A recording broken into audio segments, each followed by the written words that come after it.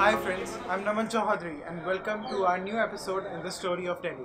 After the Rajputs and Chauhan came a new dynasty, the Slave Dynasty, and it changed the shape of the entire subcontinent and this city. An ancient legend says that Delhi was a cursed city and it would thrive only after 7 dynasties had fallen.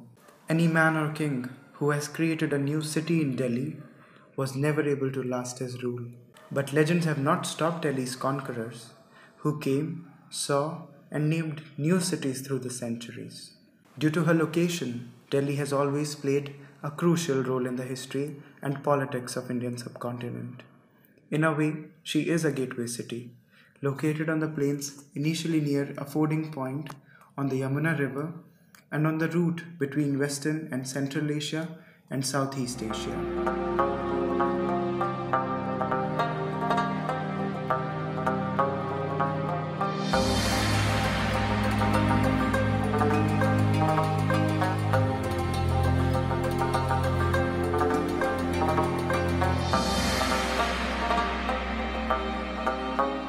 Prithviraj's predecessors had faced multiple raids from the Muslim dynasties that had captured the northern western areas of the Indian continent by the 12th century. While Prithviraj was still a child, in 1175, the Ghurid ruler Muhammad of Gaur crossed the Indus River and captured Multan. Ghori was marching towards Delhi after conquering several parts of Punjab. Prithviraj was able to unite some Rajput states to present a united front against the common enemy. A fierce battle took place between Ghori and Prithviraj at Tarain. Ghori was wounded and defeated. He was carried away from the battlefield by a Khilji soldier. His army fled. But determined to establish his authority over India and avenge his humiliation, Ghori reorganized and strengthened his army. He came back to the plains of Tarain in 1192. Prithviraj lost the Second Battle of Tarain. It was a decisive moment in the history of the Indian subcontinent. But that was not all, because Delhi was about to get changed. In 1206, after settling all his affairs, Ghori left India in the hands of his slave Qutbuddin Aibak. And that was how the Mamluk or the slave dynasty of Delhi Sultanate started. Aibak reigned as the Sultan of Delhi for 4 years. Sadly, he died of injuries when he fell accidentally from his horse.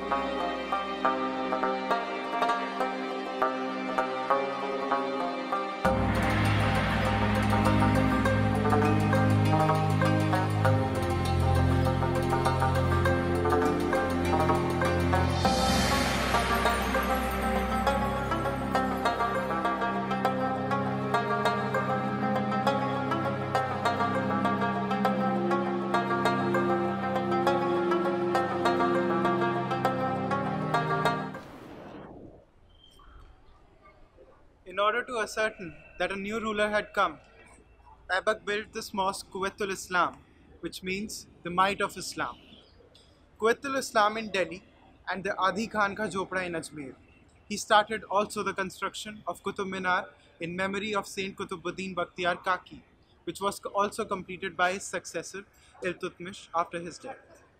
Qutbuddin Aibak started the construction of Qutub Minar, the Victory Tower. The first story was built in 1192.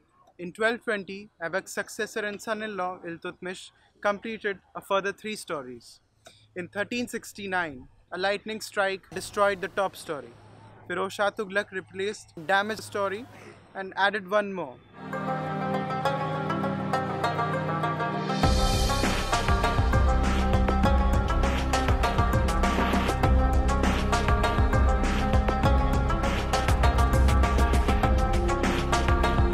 After the first Sultan died, Aram Shah was the second Sultan of the Mamluk dynasty of Delhi Sultanate.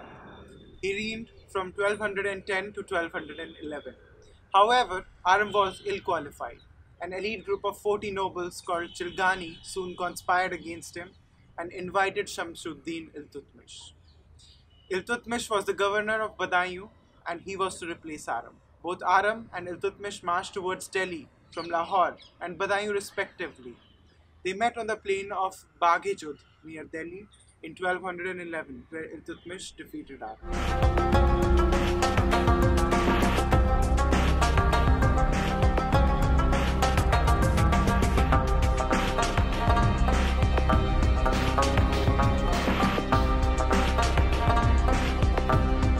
Shamsuddin Iltutmish. He lies buried here. He was the third ruler of the Delhi Sultanate. Iltutmish consolidated the position of Sultanate in the Indian subcontinent. He instituted many changes to the Sultanate, reorganizing the monetary system and the nobility. He built various buildings including mosques, khanaqahs, dargahs and halls for pilgrims. Following his death, the Delhi Sultanate saw a succession of weak rulers, disputing Muslim nobilities, assassinations and short-lived tenures.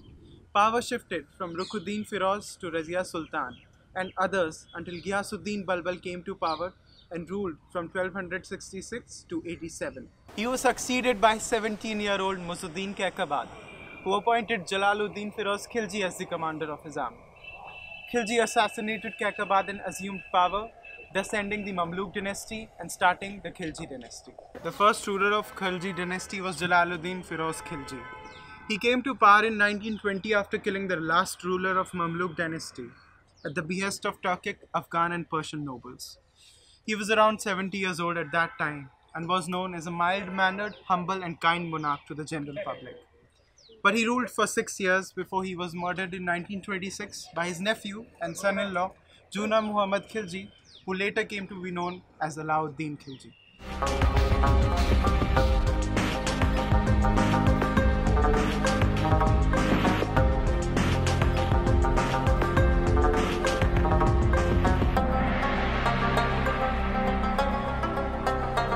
After Alauddin's death in 1316, his eunuch general Malik Kafur, who was born in a Hindu family in India and had converted to Islam, tried to assume power. He lacked the support of Persian and Turkic nobility, and he was subsequently killed. The last Khilji ruler was Alauddin Khilji's 18-year-old son Kutubuddin Mubarak Shah Khilji, who ruled for 4 years before he was killed by Khusro Khan, another of Alauddin's general. Khusro Khan's reign lasted only a few months when Ghazi Malik, later to be called as Ghiyat al-Din Tughlaq, killed him and assumed power in 1320. Thus ending the Khilji dynasty and starting the Tughlaq era.